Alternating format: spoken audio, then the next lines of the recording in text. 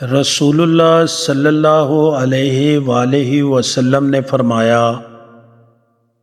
اللہ عز و جل قیامت کے دن میری امت کے 10 طرح کے لوگوں پر ناراضگی کا اظہار فرمائے گا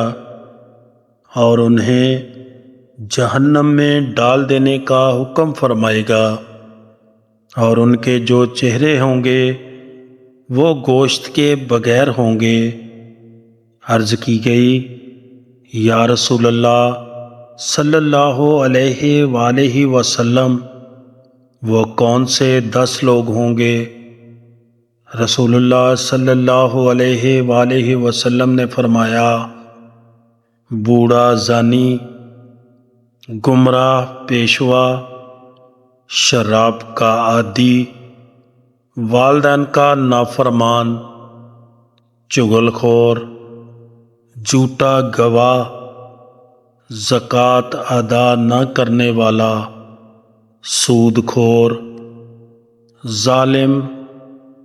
اور نمازوں کو چھوڑ دینے والا۔